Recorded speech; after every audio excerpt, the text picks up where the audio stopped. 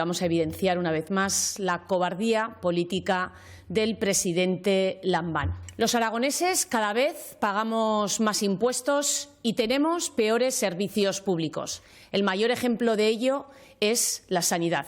Y a pesar de ello, el señor Lambán no quiere dar la cara ni quiere dar explicaciones a los aragoneses. Cada vez pagamos más impuestos y el señor Lambán cada vez paga más tarde a los proveedores. Los aragoneses cada vez pagamos más impuestos y el señor Lambán invierte cada vez menos en gasto social. Aragón es la tercera comunidad por la cola que menos invierte en gasto social.